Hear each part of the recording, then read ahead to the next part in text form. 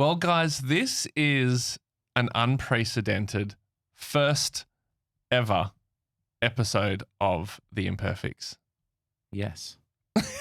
I love that you said unprecedented because it's relevant to when I was in year 11, my English teacher, Mr. Collins, had a word of the day every single lesson he had with us. And the first one he ever gave us, we had to get an exercise book just to write them down, was unprecedented. This relates exactly to that experience. Next one was abundance. Let's go back to unprecedented. Okay, So today, if you're watching the video version of this episode, you'll notice that there are empty seats next to the three of us. That is because an abundance of seats that are not being sat in. Very good. Very good. Yeah. I'd written you off. Yeah. But here you are. Thank you, Mr. Collins. And the reason for that is because we are going to bring on some of the people who work on the show behind the scenes of The Imperfects for a very special 6-way discussion. First ever. First ever. Yeah. Sex chat. No, we are not. No, technically.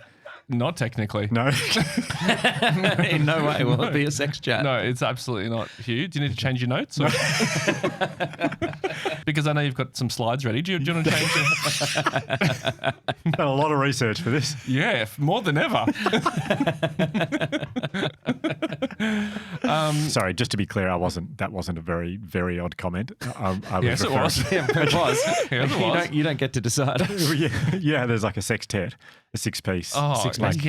There's six of us. Yeah. There's six of us talking, so that's why I'm saying sex chat. Hence why you called Tim Minchin in an episode ages ago a sex threat, because he's good at 6 things. Yes, exactly right. Yeah. Oh, exactly. I'm not sure that was clear to him, to be honest. Yeah, it wasn't clear to me either. Yeah, okay.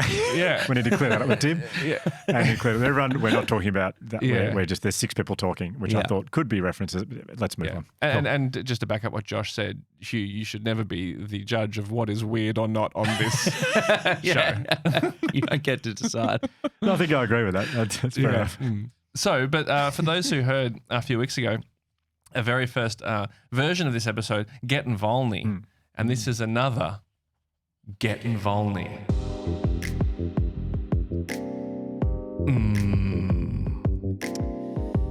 It's time to open up. You sure it's not a sex chat? No, Hugh, it is not a sex chat. What is it, Hugh? It's time to lean on your friends. Yeah, nice. But not in a sexy way. Hugh, let Josh speak. Okay. It's time to be vulnerable. And why, Hugh, why do we be vulnerable? Because, baby, no. Vulnerability leads to a stronger connection. That's right, baby. The Imperfects are getting vulny. And to get vulny today, we will, of course, need to invite the other members of the team on. So as they enter the arena, the reason why these guys are here, there's going to be 6 of us. The reason for that is because I wasn't in the office, but and Josh, you were. I think you guys all just started chatting about exams. Yeah.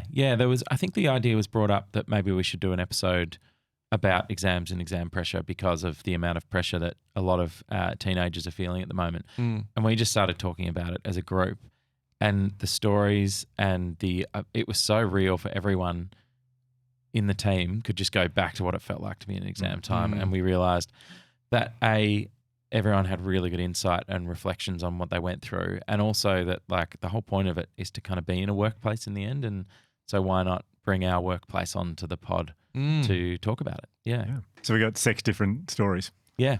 Cool. Short stories. Should we leave this, drop this? Yeah, can we abandon replacing 6 with sex? So should we introduce all the your team? 12s out there. Just trying to relate to young people, you know? Why don't we start introducing? Yeah. Talking to the team. Okay, well, let's start with, to my left, going clockwise, we have Bridge Northeast. Mm-hmm. Thank you. EP, executive producer on the show. Yes. Yeah. Hi. Hello. Good to see you. Thanks for coming in. She's always very formal. Good to see you too. Sometimes when we really say something funny, you can hear Bridget giggling. Yeah, that's true. Yeah. It's usually the goal. It's you. That is the goal. You know, It's the you goal. know it's landed pretty well if Bridget's either laughing or bawling. Yeah. So either way, it's like, oh, this is going great. Yeah. She's on the floor crying. Then we have Bella Northeast, who is our assistant producer. Hi. Welcome to you. Thanks. How are you feeling? I'm very nervous, Very which I nervous. think is on brand. So Yeah. Yeah. Okay. As in for you normally, or just like for this, what we're doing? both in general and now. Okay. Yeah. And then we have George Martin, who is our man. He's our cool man. He's cool, man. Everyone's cool, man. Yeah. He's our, well, what do we call you? I don't know. I just do. Yeah, George is good. Edits all the episodes, does all the videos, does all the social media. Is a very busy person. Yeah. Is my North Star for how I'd like to dress, but I can't because I'm too old. Coolest man you know. Oh, yeah. So if George is your North Star, Hugh is a Bridge and Bella your Northeast stars. Oh, that's good. Yeah. I did think of that yesterday when we were talking about North Stars. Like we should call it a Northeast Star. Yeah. Didn't say it. So Well, you've met the team. They're all here, and we're talking exams. I guess we're all going to tell a story about exam time. Just a quick story each about exam time, because it never really goes according to plan. There's no such thing as the perfect exam. And I think often when something goes wrong in the lead up to or during, it can really throw you. But I think if you kind of expect, or you hear these stories, you go, oh, well, something's going to go wrong at some point. And that's life. That's what happens. This is also very nice, isn't it? I concur. To have everyone here. Yeah. Love it. Exciting. Yeah. Well, Josh? on the yeah, I concur too.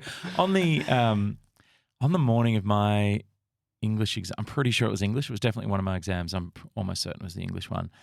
I remember waking up at about 4 a.m. or 5. Probably because I was like being a crazy party dude or something. Or coming home. Yeah. I'd love to hear your party stories, Hugh. Raven.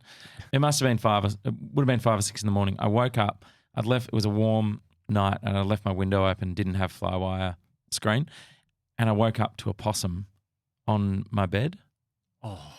And I completely, at first I thought I was imagining it, then I completely freaked out and like shook the doona, and it darted into the cupboard, and I panicked and shut the cupboard. And then I was like, I don't know, how am I going to get this possum out? I've also got to get to, like, it was sort of early morning. I sort of got up. I didn't know what to do. I think I didn't tell mum and dad. Why? Because I was like, I was thinking about the English exam. I was Oh, going to yeah, freak yeah. out, and I left and went and did my English exam Left the possum in the cupboard. with the knowledge that the possum was still in the cupboard.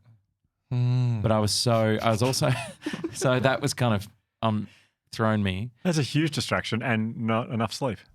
Yeah. And then I was also like told to hydrate.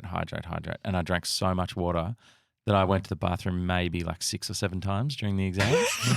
And I didn't finish the English exam.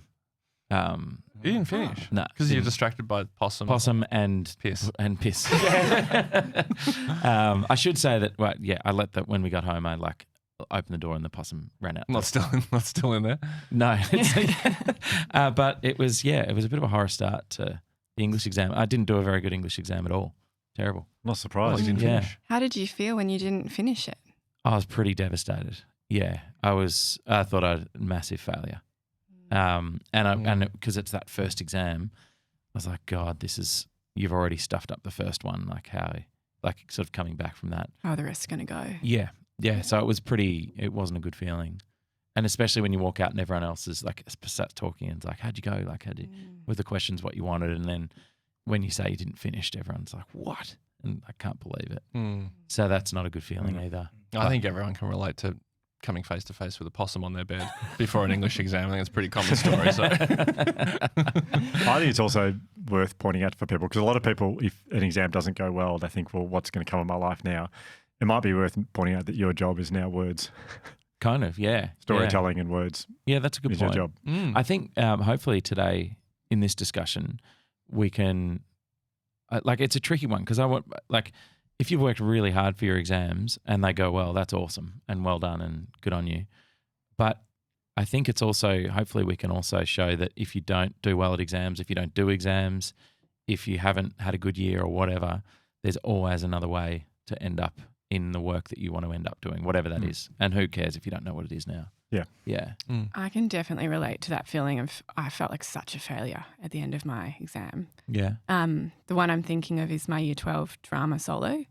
So you mean solos in like solo performance? Yeah. So in Year 12, I actually don't know if it's still the case with drama, but you had to do a 7-minute solo performance and you devised it over the year. I remember I did this as well.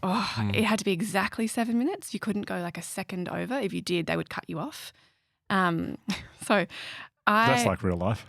Yeah, exactly like real life. Never been in that position again. But I got a bit swayed in Year 12. My careers people kind of were like, you should do maths and science because we need more women in maths and science. And we didn't have a lot of people at our school. So I ended up doing subjects that I didn't really love. I did physics and I did 2 different kinds of maths. And I was with all the boys in the class. I didn't really have my friends. And I really didn't like it. Like I felt like I had something to prove in those classes. And then luckily I did drama as well, which felt so much more like me and I could be myself and I loved it. And I picked this drama solo. So you get like a list of characters to choose. And I still remember mine. It was this woman called Annette Kellerman who was like a swimmer, like a champion swimmer and a vaudeville kind of silent movie actress from like the 1920s. Wow. You don't get to choose. You get a list and it was one of the options. And my performance had to have like singing in it. It had to have dancing. Oh, sorry, I missed that. So she's the character you're playing. Yeah, she's the character that you Right. have to play for the 7 minutes. And you have to kind of like make up all the actions and all the words and all the stuff that you'll do in that 7 minutes. Is there footage of this somewhere? God, I hope not. And I loved drama and I felt like myself there. And all year I'd been telling, like the teachers and everyone had been telling me, like, your solo is going to be great. You don't have anything to worry about. This is going to be an A+. And I had built my expectations up really high. And I didn't have anything else to kind of go off. So I just believed them that I was going to be fine. But I remember when we had to go to do the solo exam, we all got in a bus and like drove to this like kind of like a community hall not far away. And there were lots of different rooms and the students would go into the room and there'd be like 3 or 4 judges sitting at a table. Yes, I remember this, yeah. And you had your kind of like space and you could only carry a couple of props in and you'd get set up and then the timer would start for your 7 minutes and you'd just have to go. And I got in and maybe I didn't realise like how nervous I was or I just was leaning on the expectation of like, I'm going to be fine. But as soon as that timer started and I started to like do my thing and start singing, I just had no voice.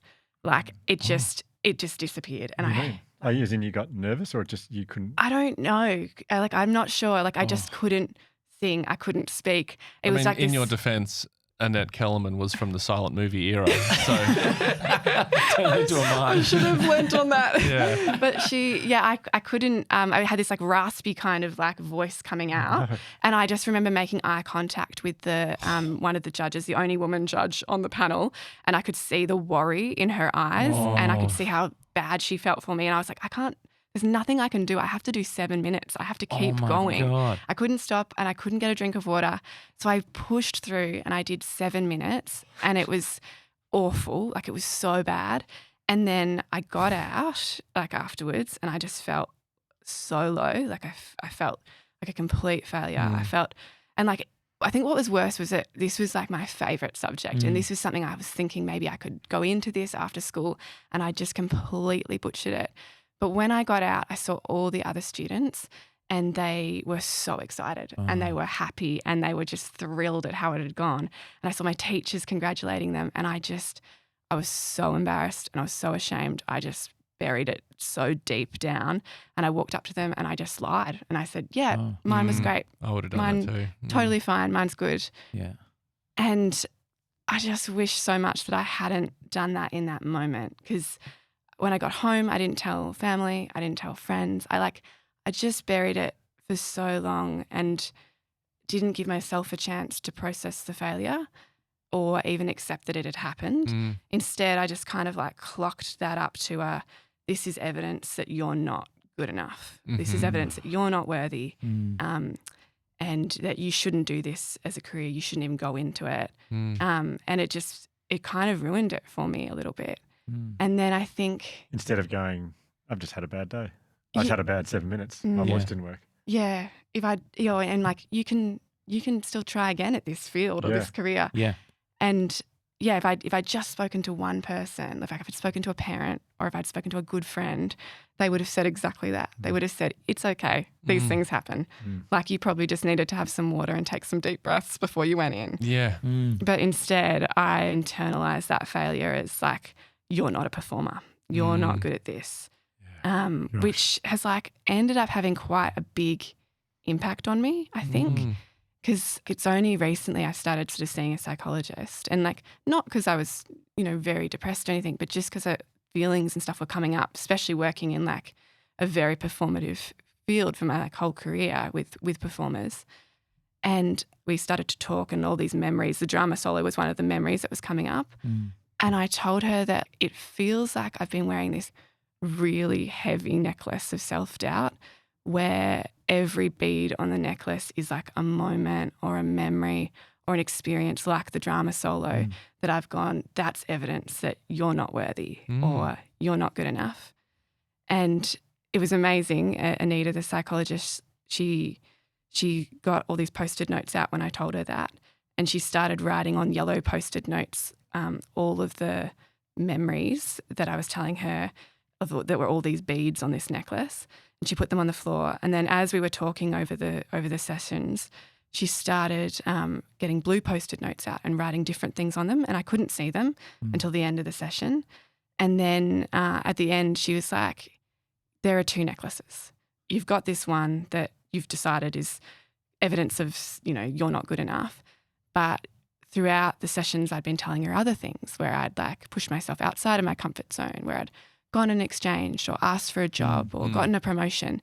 And she wrote them all down on the paper, and she's like, you can choose which necklace you wear, and you're not made up of just like these string of experiences that you've decided to say one thing about yourself. And it felt so much lighter since then. Amazing. An awesome thing to do. Yeah, it was really freeing. Can I borrow the blue necklace? I would love that. That sounds great. But again, it's a wonderful lesson for anyone out there that you can have a bad couple of hours. It doesn't really reflect your ability at all. No.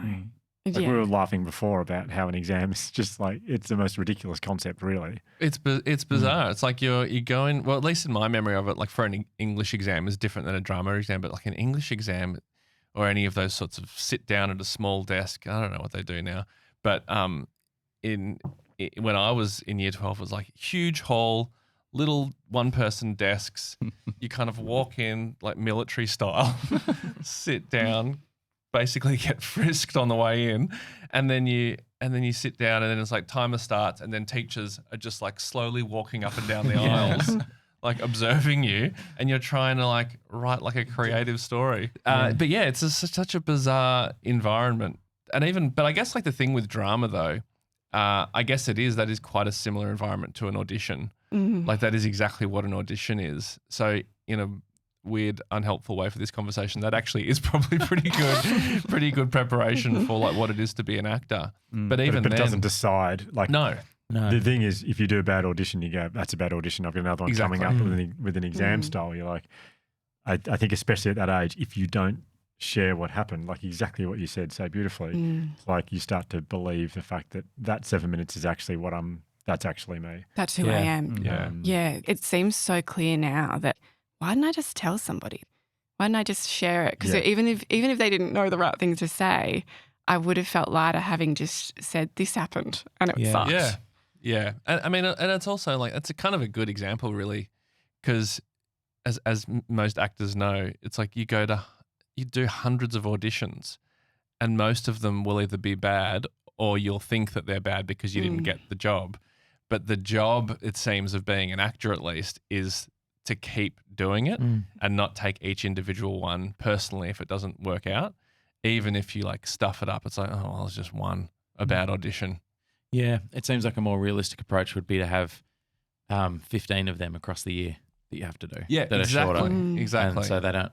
I think the waiting is one of the things that's tricky. Like it's nowhere near as devastating as the story you just told. But like throughout it was kind of the opposite of you. I was really into science and physics, especially, and I had a really good couple of years of physics. I did really well in all the like classwork and was set up to do really well. And then I had a bad day and completely butchered the exam, and it was worth like 70% of your mark or something. Yeah. So like I stuffed up one day out of the 2 years, and it made me believe, oh, you're actually not cut out you wouldn't be able to handle physics at uni.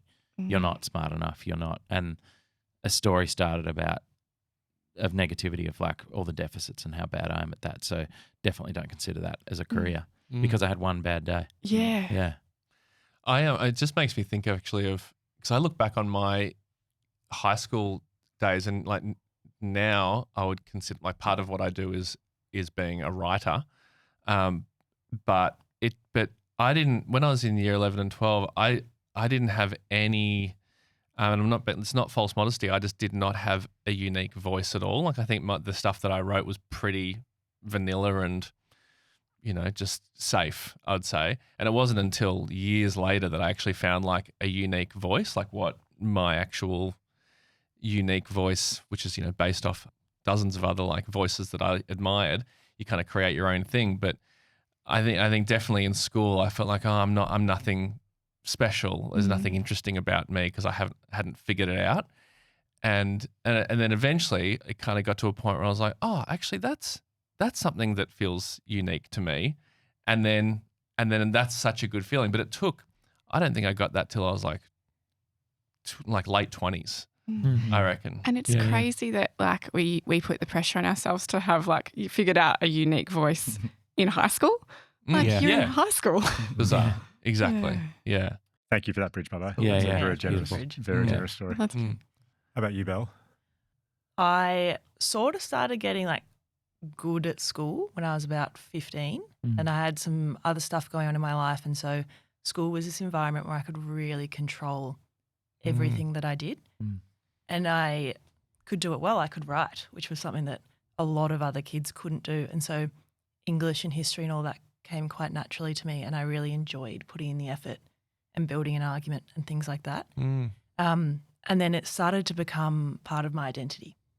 So it was like, oh, that's Bella and she's really good at school. And I really ingrained that into myself. And then that expectation of, oh, that's Bella, she's really good at school. She's going to do really well in exams.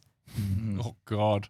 And I sort of like, I was like, oh my God, I have to be this person. I have to be this person that everyone thinks and expects me to be. And I became so neurotic in my study habits that I would use school as an excuse to miss 18ths, to miss sporting commitments, to miss anything else, because I was like, oh no, I have to do school.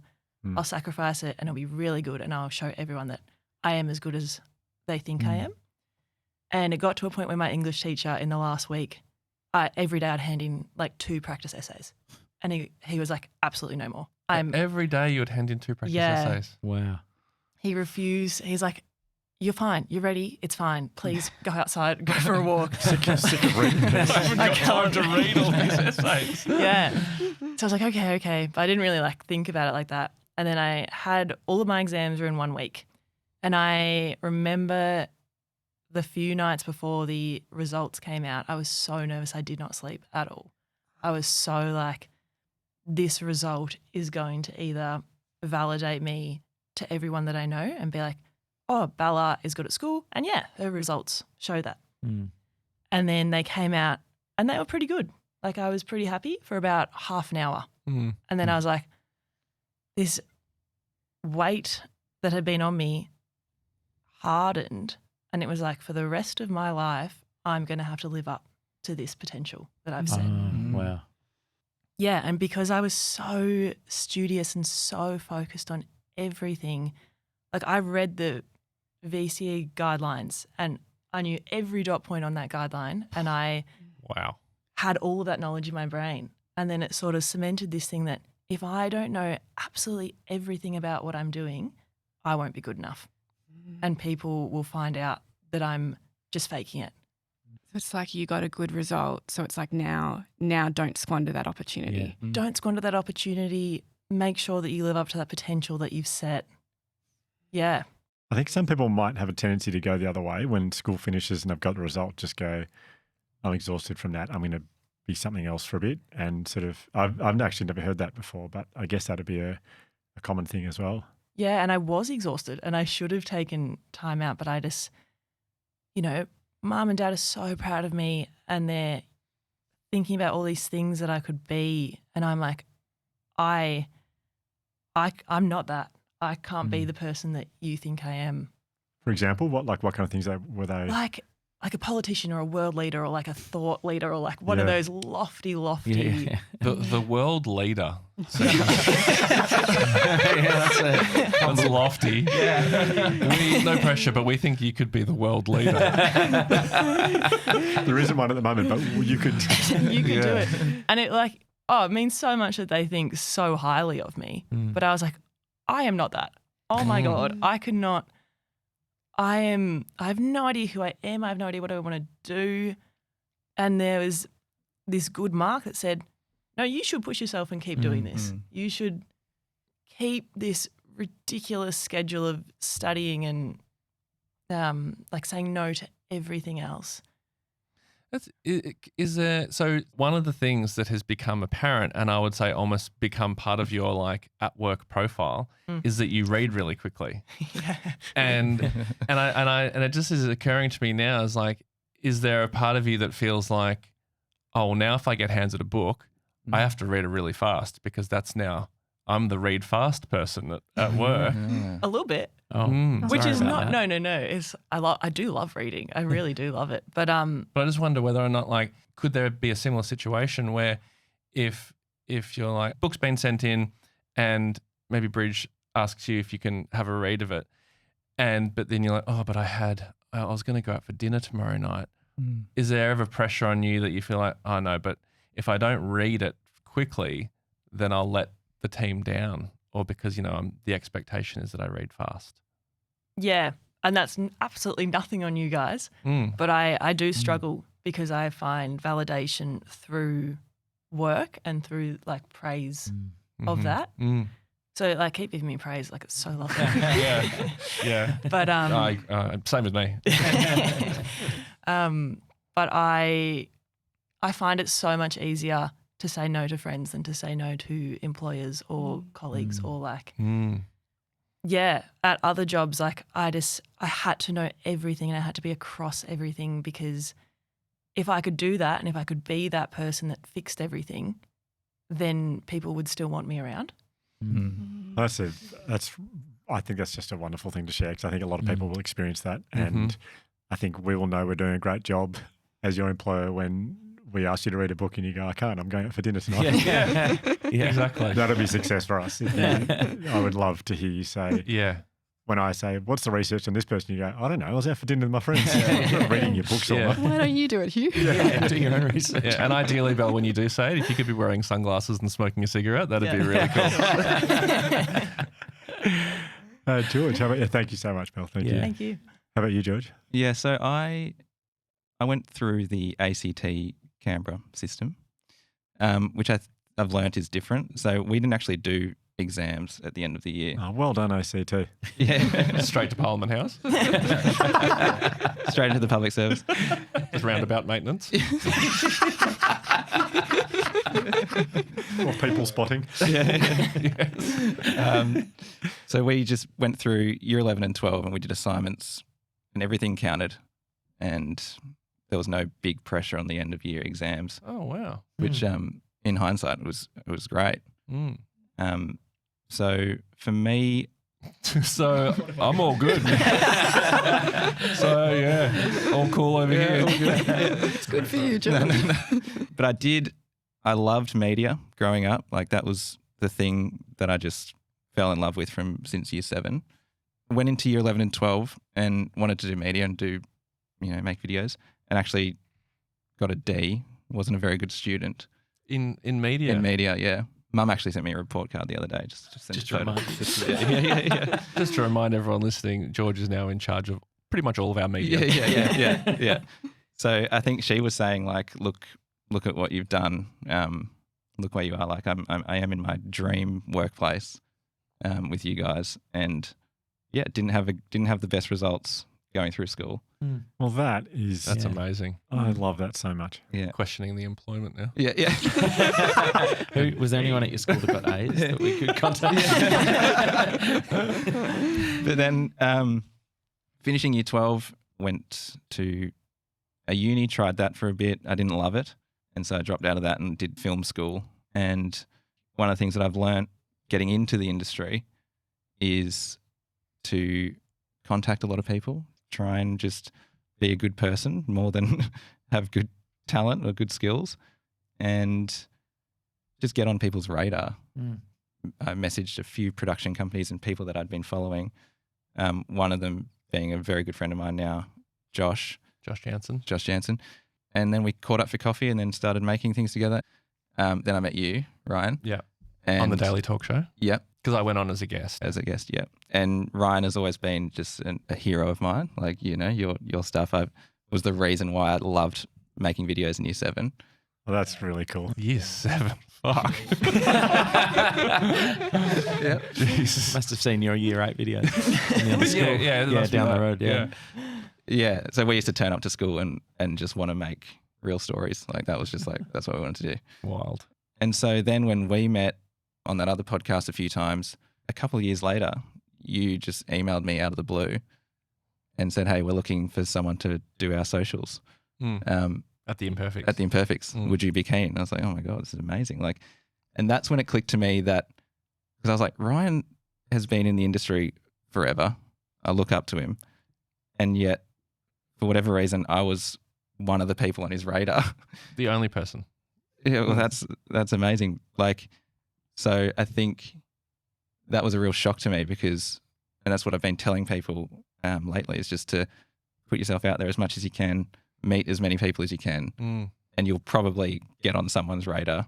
And there's a lot of people that are busy and don't have time to do something, but if you're available, then it's great. And I'm so happy to be in this team now. And it's like, I can't believe it. It's so interesting that, because it kind of does sort of illustrate that, and we're talking about media here, so this is specific to this. This probably doesn't go for surgeons, but it's like when when people are looking for people to work with them, like we were looking for someone to look after the social media stuff. We're essentially looking for someone who has a certain set of skills. And on one hand, of course, you're looking for someone who can do the job, like you want someone who can do the job. But what is as important, if not more important, is you're looking for a good person. Yep. And there's no grade for that in high school. Yeah. Like they might give out, you might get a ribbon or a badge or some sort of award at some point, but that is not the thing that is encouraged and is not the thing that you're kind of like judged upon necessarily at the end of high school. But I would argue, and I think everyone in here would agree, and I'd say most people would agree, other than like very highly skilled things that require skill and precision, like a surgeon or something. But being a good person and being kind and prioritizing that is it's spoken about, but it's not enough. Yeah. It's not spoken about enough as to how important that is. Yeah, how many doors that will open for you. Yeah. Do you want to go to work with people that you like to hang out with? Yeah. Like I think that's everyone we've brought on to this team. It's like anyone we probably will bring on in the future is going to be a great person first and then hopefully good at making a podcast second. Yeah. It's interesting you bring up the surgeon thing though, because I wanted to mention that a friend of mine, this is going back to the exam thing and also alternate paths into getting into certain industries. One of my best mates, his marks that he got in year 12 wouldn't have been good enough to get into any medical school. And he didn't even know that he wanted to be a surgeon or a medical person at that point in his life. He did media with me for a year. Then he jumped across and did a construction like management course for a bit. And it wasn't until his early 20s he started to decide, actually, I think I want to go into medicine. So he worked really hard. Did the, whatever it's called, GAMSAT or whatever. Studied really hard for that, got in, has worked so hard, and he is now a surgeon. and he's such a brilliant person, so intelligent. But he's a brilliant surgeon. He's like doing so well and killing it. But according to his marks he got in year 12, he wasn't good enough, so to speak. And I think it's proof that and he didn't know what he wanted to be in year 12, but he certainly got there later on. If you know what you want at some point in your life and you decide you want it and you work hard enough towards that and be a good person, you'll get there. It's not about what happens now in year 12. Yeah. There's always another way. Always another way if you want it. Yeah. And I think like it's also okay to not know what you want to do because after the drama thing, I thought, oh, well, I may as well just go into physics. I think I've signed up for a physics course. And I remember I did 2 weeks and I was in the library at Monash and I was holding the physics textbook, which was like as big as my head. And I think I cried for about 5 minutes, realising like this is not what I want to do at all. And I only got into media because I had a friend at another university who was like, why don't you come hang out with me for 6 months and just join this course? And then I eventually found something that I liked. But however, I have heard a story that your physics degree helped you in an interview. Isn't there a story about job interview? Yeah, you had a job interview with yes. Hamish Blake and Tim Bartley, and I thought you were there, but you weren't in the room. I don't think was I there, Bridge? I don't really remember it, but I think Tim Bartley said, because I was working on a Hamish and Andy TV show. So Tim Bartley is someone who I work with and have worked with for a long time in my TV world with all the Hamish and Andy shows. Yeah. And that's where Ryan and I met. So I had left radio and I'd gone to work in television, and Ryan and I met on that Hamish and Andy show. And I don't know if it was in the interview or if it was when I was already working there, but it was like a travel show and we were doing all these like wild kind of sort of stunty, sketchy kind of things in different countries. And for some reason there was some physics thing. I think it was about like centrifugal force or something like that. And Hamish is really into his science and he knows a lot of stuff. Yeah. Hamish is one of those annoying people who is extremely funny and very smart. Yeah. Particularly with maths and physics. Yeah. And he said something and I can't remember what it was, but I instantly knew it was wrong. And I didn't think, and I just corrected him in front of like the room. Yeah. And I've been told people were impressed. Yeah. Tim Hartley's like, we have to hire. The way it was told to me, it was like, she's got the job. She's corrected Hamish in front of everyone and she was right. She's in. So you never know what skerricks of information and learning will help you It's at true, certain it has points. helped me. Yeah. That's true. I feel like this conversation, we set out for it to be for people who are doing exams and to make you feel okay about not everything hinges off the back of this exam. But I feel like this is also going to be a useful thing to listen to after exams, like as in what happens next and where you go next. But Do you encourage people to listen to it twice? It's good for us if you do. Including all the ads. Yeah, definitely. Yeah. So my story is, funnily enough, it's English, just like Josh. It's English exam related and it's animal related. So we would to get to school, we would catch the 109 tram. Yep, down Whitehorse Road. Down Whitehorse Road. Shout out. Shout out to the 109. And the tram stop, I haven't checked recently, but the tram stop was, I think someone put the bench seat in the wrong place. So they put it on the footpath, but to sit on it, your legs were out onto the road. It was way too close. Yeah, and it's Whitehorse Road is a main road. With the tram, obviously. So it's quite hectic. So you would have to sit there and really tuck your legs under the bench to make sure. Anyway, it was the morning of the English exam. It's English back then. It might still be now. I don't know. But it was the first exam. And I was feeling quite anxious because the first exam. And I was sitting there and a dog came running over to me. And it was like sort of jumping up on me. And I tried to shoo it away. And so I went, off you go. And I did this shooing thing. But the shooing motion was shooing it towards the road. The road, oh no. And so it ran onto the road and it got hit by a car. And no. I looked around and there was no owner and the tram was coming and my exam was, I couldn't miss this tram. And Because they won't let you into the exam if you're late. yeah. So or if you've killed a dog. It's the only two rules.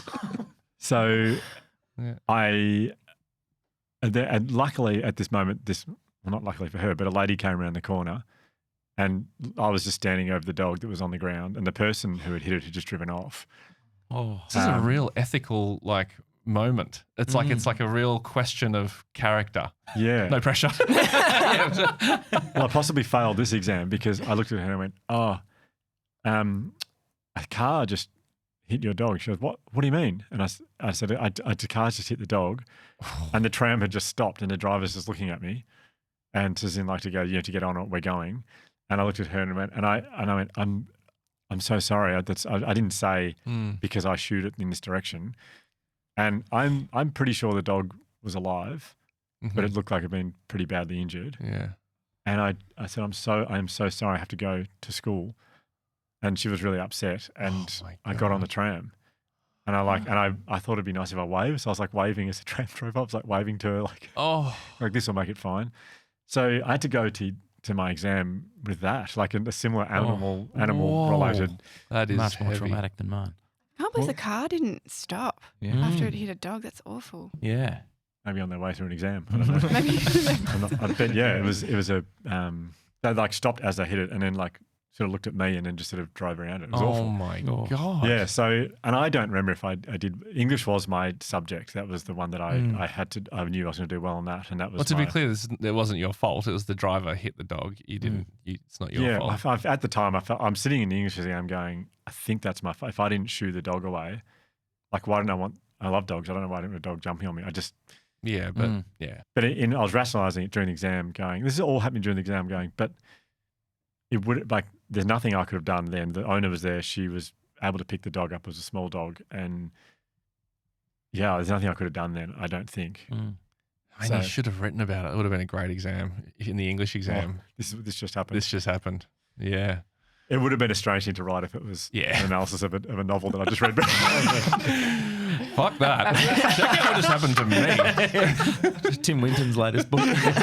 Do you remember how you felt after the exam? Like, did you know how you did? Did you manage to get? I actually don't remember what mark I got. I have no recollection, but I remember finding it very, very difficult to concentrate in the exam. Yeah. Very difficult. But the thing I wanted to say also, because I feel like the conversation has, so I guess that is just a lesson in like things can go wrong, and that's like now my job is telling stories. I'm a story, and I may not have done as well as I wanted to in the English exam. And so when I finished year 12, I had a scholarship that year, that whole of year 12, which was it was the Victorian Institute of Sport. It was a cricket scholarship. Oh, really? And that was like training, like that was 3 or 4 mornings a week. And then it was 3 sessions after school a week. So it was like a massive commitment. And I was always away. I was away a lot throughout year 12 playing cricket. And there was a careers advisor at the VIS then, and I can't remember their name. But the marks I got, I think, were possibly a bit more than a lot of people who were doing sports scholarships through cricket at the time, I think. And she was quite excited about it. And she said, you have to do this course in neuropsychophysiology.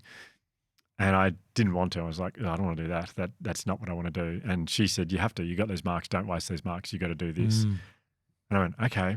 And I was at Swinburne University doing this course that I could barely spell it. So I don't know how I thought I was going to pass it. And I battled. I had no friends. Got nothing in common with the people doing it.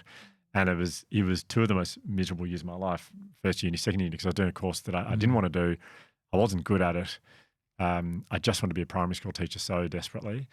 But I was like, well, an adult told me I should be doing this and not waste it. So I just sort of believed them and trusted them. And it took me till I was 22 to go, no, I want to be a primary school teacher. I'm doing that. That's just what I want to do. And so I think the lesson is there is to do what really lights you up. Like people will give you advice and that's nice of them, but listen to what you truly want to do and follow that. And if you don't know, that's fine too. Yeah. Yeah. Yeah, totally. And it took me till I was 30 to go, I think I'm going to do this resilience project thing. Yeah. So you got a lot of time. You got a lot of time. And it is a process. It's a process. Like you probably wouldn't have gone and just started the resilience project if you didn't become a teacher. Yes. Yeah. Yeah. Totally. Yeah. I think just one thing I do want to say, which just come to mind very quickly, because this originally was a chat about exams. With the resilience project now, we've hired, I think, nearly 40 staff. And with the podcast now, we've got a team of like 6. Never once ever during a recruitment process have I said, can we just see their marks from year 12, please? I just want to check before we employ them. Can we just check what they got in every single exam? And I don't care. Like no one does really. It's like what kind of person you are, what evidence have you got that you're going to be good at this job? And to me, that's never how did you go in year 12 ever. Yeah. And I think that's an important thing to say.